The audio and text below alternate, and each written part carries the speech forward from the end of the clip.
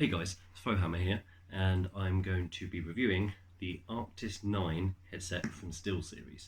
Now, before I get this review started, I am not paid, endorsed.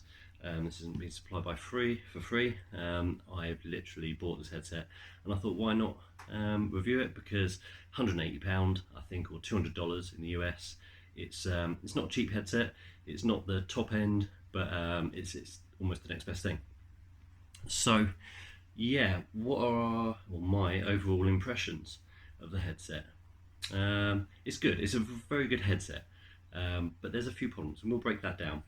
Okay, so going through the review process, I'm going to look at each stage, and comparing it to what I think a £180 headset should be.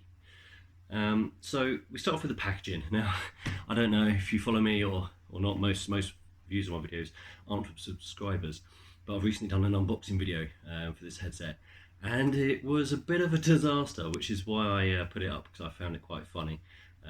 Quite happy to laugh at myself, guys, so help yourselves. Yeah, so the packaging I think is important, because a headset that is of premium quality, of higher end, it needs to give you that wow factor. You need to feel like, wow, I bought a special headset. It's lacking, I'll be honest. The Arctis range seems to, at least up until the 9 series, seems to be the same packaging, no matter which one you buy, whether it be the Arctis 1 wireless, 3, 5 or 7Ps, in the range. I'll give you a quick demonstration of that. So if you saw the unboxing video, and if you haven't, go and watch it. It's mildly amusing anyway. I've ripped the outer, because there was no way of getting the headset out without ripping the outer box. This is what you find inside. A cardboard sleeve, very simple, and just this cheap plastic molded. It's not even environmentally friendly. If they were going to do this, they could use that like recycled cardboard compress stuff, but they didn't. And you get a booklet and a couple of cables. It's a bit lacking, to be honest. You want to feel like you're opening something special. A friend of mine had a discussion with me. He was saying, does it really matter? I'd rather the money goes into the headset. Yeah, I agree. But if you go and buy a top end BMW down the BMW garage, you want a bottle of wine in the car when you buy it, and welcome Mr. X, and sort of a bit more than you would get if you buy the bottom of the range entry level Series 1 BMW. I don't know. But you just want that, for your money, you want a little bit more pizzazz. You want to be treated a little bit more special. So anyway, more importantly, moving on to the headset itself, I think we'll start off with comfort. Comfort is amazing. These ear cups are plush, soft. I don't know how, but when you put the headset on, it actually feels better than not wearing them at all. Now, I don't know how that's possible. Helped in large part by this elasticated ski band that is adjustable by Velcro there. For me, I don't wear hats or glasses or beanies or anything like that. So once I've set it, which I have, it's perfect for me, and I don't need to change it again. Obviously, it's very quick and easy to do so if I do want to. But yeah, it's a nice pattern inside as well. So yeah, I mean, comfort is, wow, it just snugly fits your head, but it doesn't clamp down at all, for me anyway. I've got quite a small head, which is why I could never wear these out. They look ridiculous on me.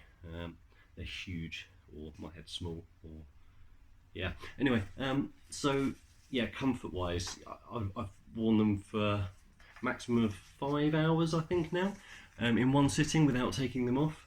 And quite simply, next level.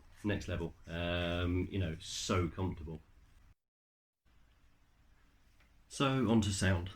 I will say that for me, the sound coming from this headset is fantastic. It's perfect, it's balanced, it's clear, it has nice bass range. The bass, I would say, is punchy rather than resonant.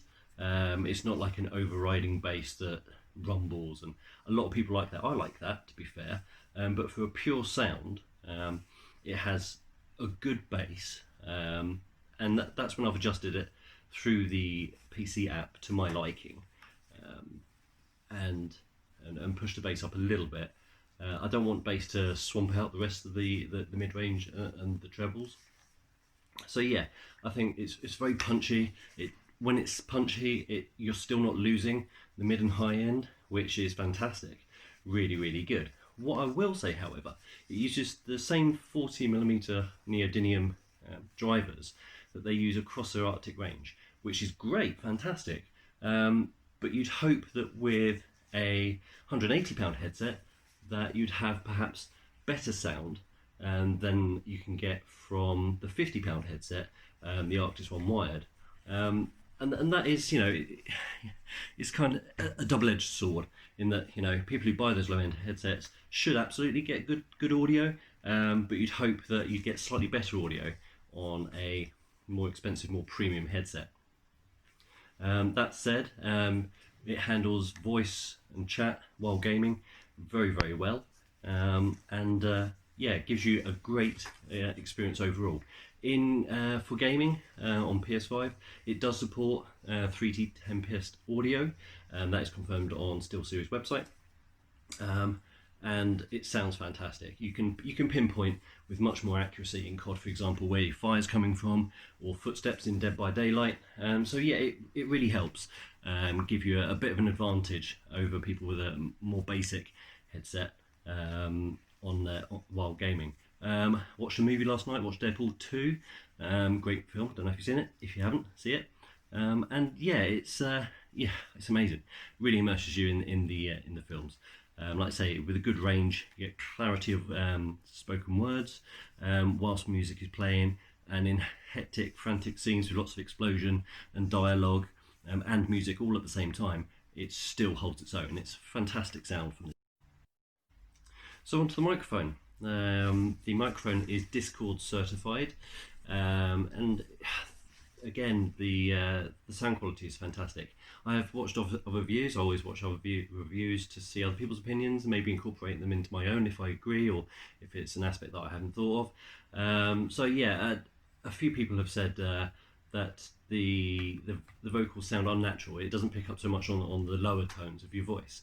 I don't think that really matters for me, because when I'm communicating. If that person can hear me clearly, then that's all that matters. And that's what happens. My voice is quite low, so hopefully you can hear and understand what I'm saying, and I mumble a little bit anyway, so that doesn't help. But the microphone, it sends a really clear voice tone. The mic itself is retractable and extends as like so. If I turn the headset on while I'm talking. Yeah, so a friend of mine has the Arctis 7 headset. He bought that just before I bought this.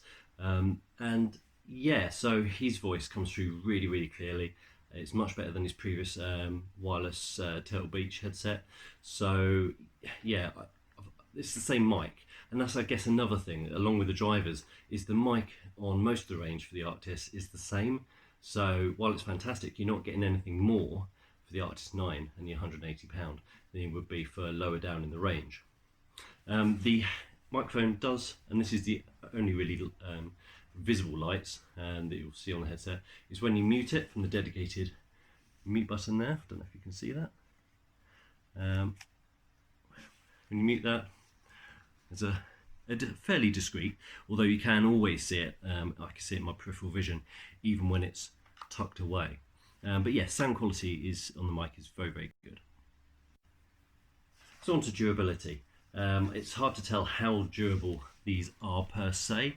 I've only been using them for a week, but it is a week of quite a lot of use. Also, while I'm on that, the battery life. Battery life is stated at 20 hours. I've used it for at least 10 hours before giving it a charge, and it wasn't even down at 50% at that point.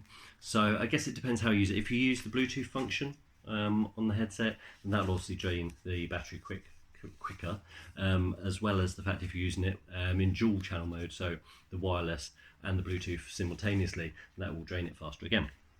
But the battery life is very good. Durability anyway, yes. I feel that for me, they will last. and they'll last as long as I want them to.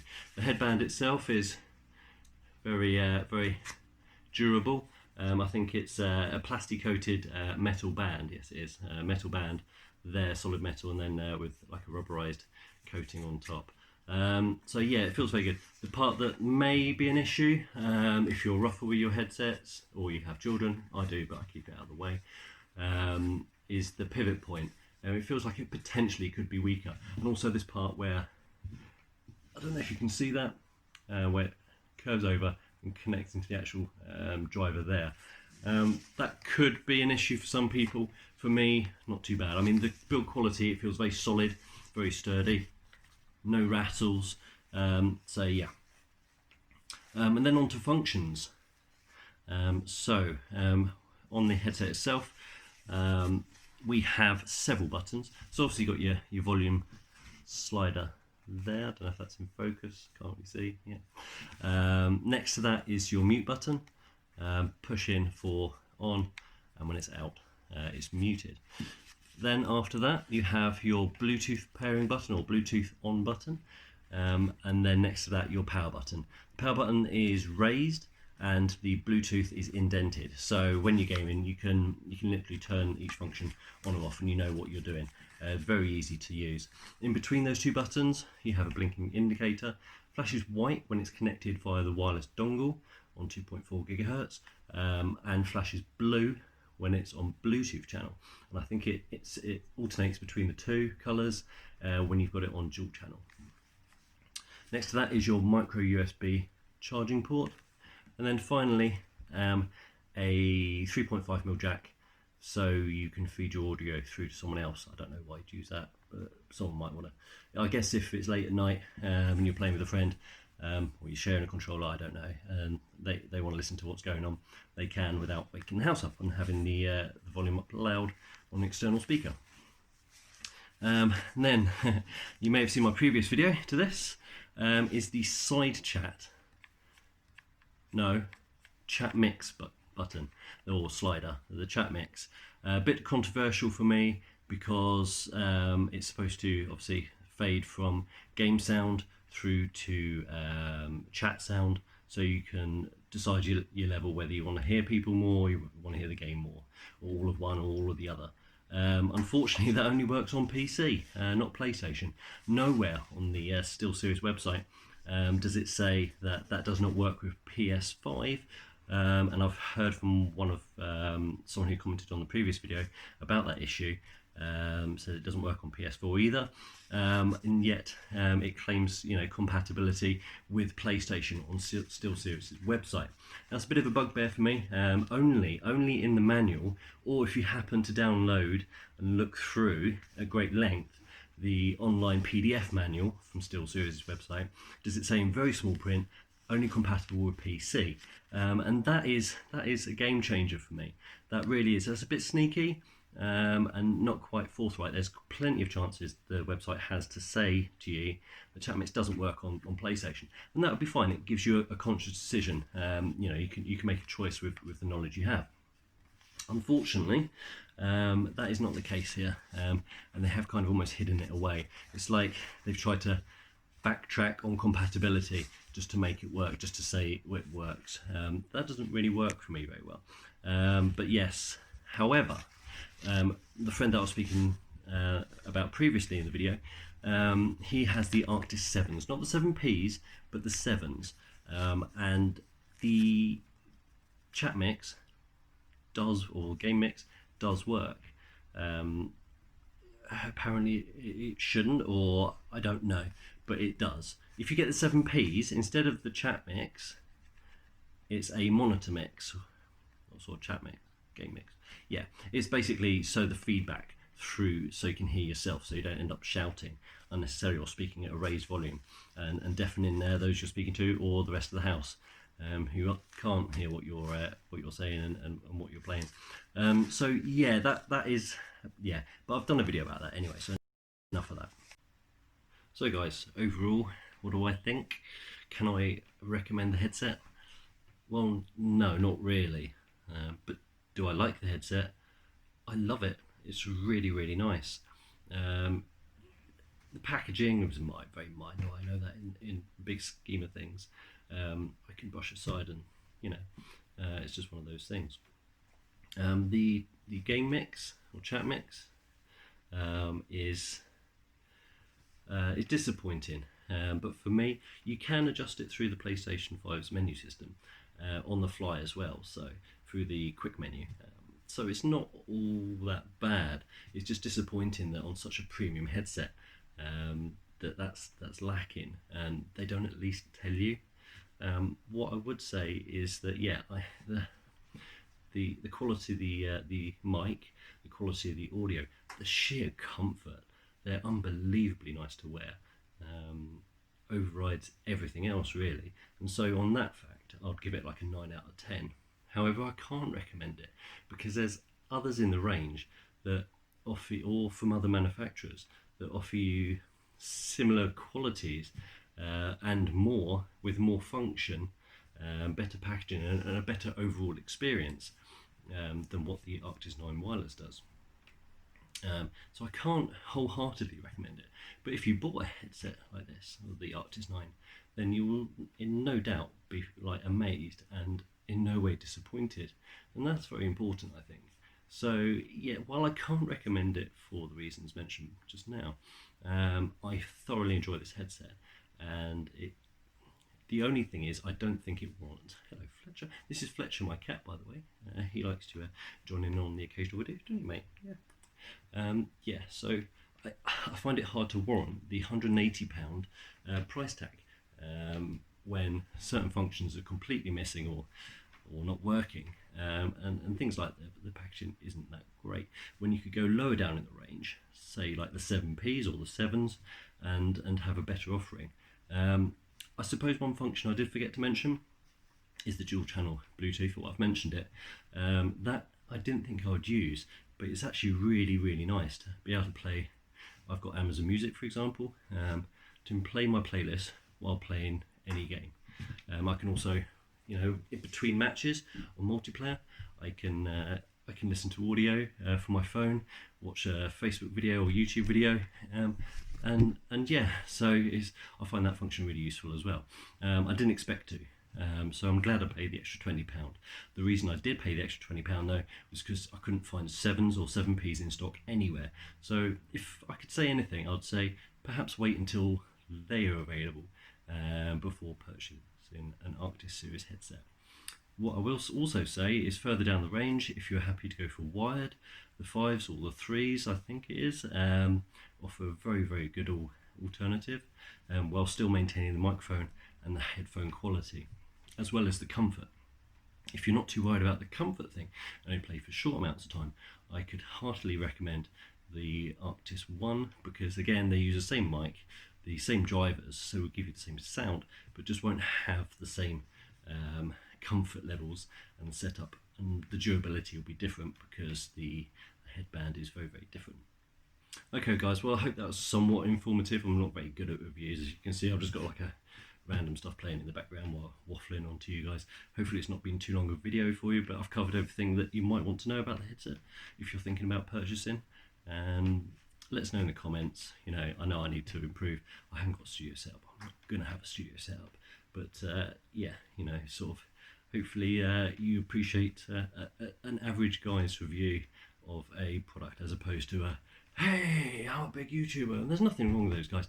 I watch their videos all the time. That's kind of what inspires me to do this. But sometimes it's nice to hear just from an average Joe like me and see what they think. Anyway, take care guys, and I'll see you soon.